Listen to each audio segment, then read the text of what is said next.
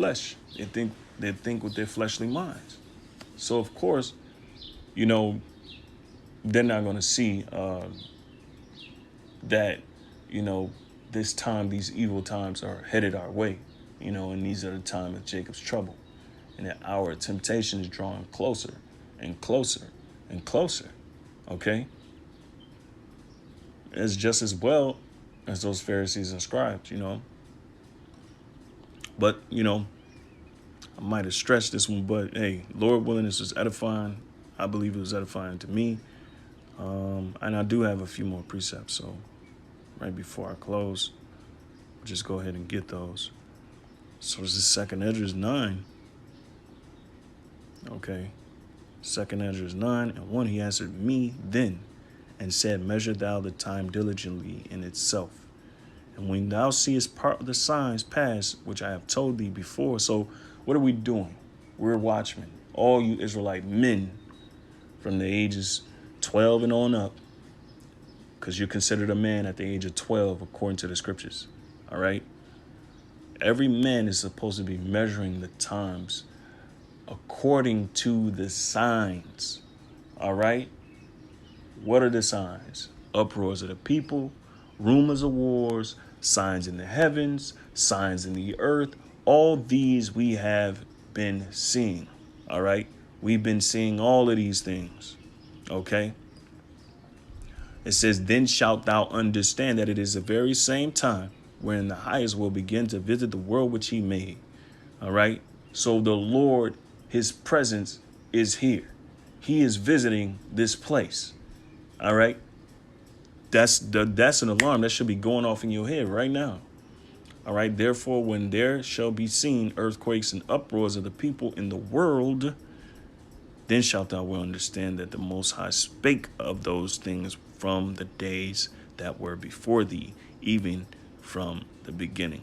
All right. And so just like, you know, Apostle Har was explaining, whenever Israel was put in a position where they were being brought into captivity, that was a sign of Jacob's trouble. That was Jacob's trouble. How much more now? We seeing all these things. We see how the so-called white man is showing his horns, showing how he truly feels about you so-called blacks, Latinos, and Native Americans. That is a sign.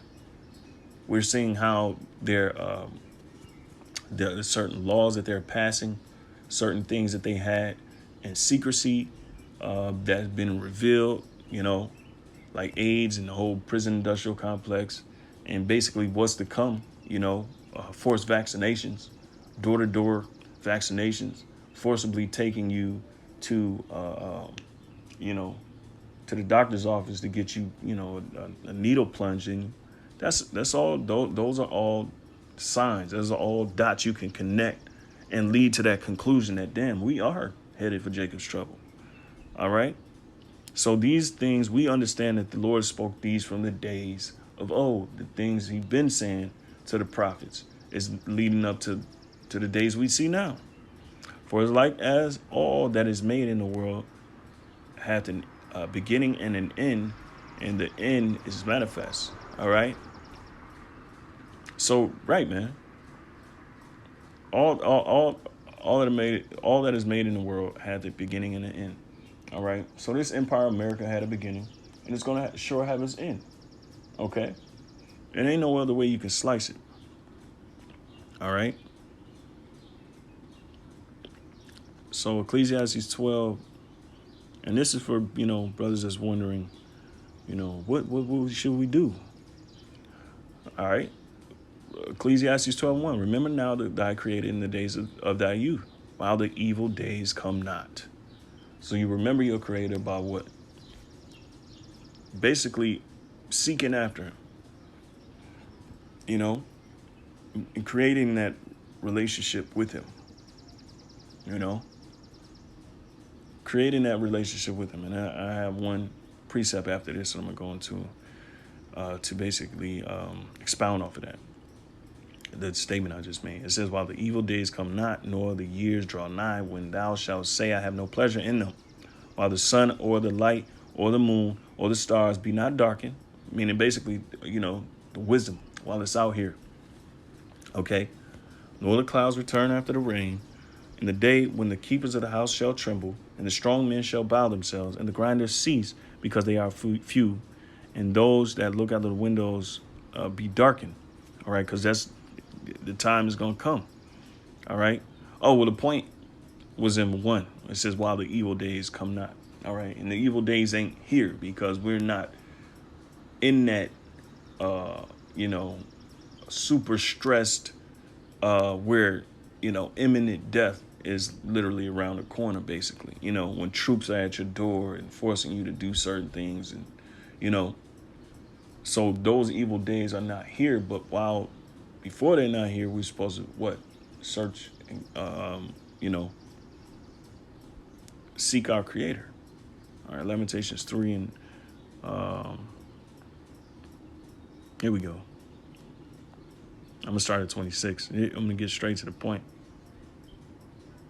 Lamentations 3 and 25. The Lord Yahweh is good unto them that wait for him, to the soul that seeketh him. It is good that a man should both hope and quietly wait for the salvation of the Lord Yahweh. It is good for a man that he bear the yoke in his youth.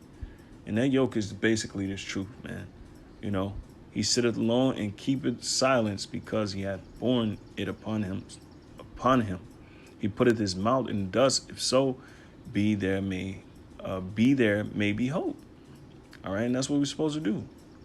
We're not supposed to be around here acting like we know everything, boasting ourselves because we got a little knowledge. No, we're supposed to sit in the dust, sit in confusion, and find that hope. And find that hope, okay? And hoping Yahweh shine more and more, and pray and fast until we satisfy our souls, man, and continue to do it, man. Cease. Scriptures talk about pray without ceasing. You know, he giveth his cheek to him that smiteth him. He is filled full with reproach. All right, for the Lord will not cast off forever, but though he cause grief, yet will he have compassion according to the multitude of his mercies. For he doth not afflict willingly to grieve the children of men. But yeah, that's the point. You know, Lord willing, this lesson was edifying, and Lord willing, I reached those points. You know, because the reason why Jake don't see it is if you don't see that Jacob's trouble is around the corner, or we're headed into Jacob's trouble, is because the Spirit ain't dealing with you. Okay, because you know you can't you know all the reading that you do. If you can't see it with what's going on in the world, you know the Spirit ain't with you, and that's just plain as day. If you do see it, the Spirit is dealing with you. You know, and with that, I'm gonna say shalom.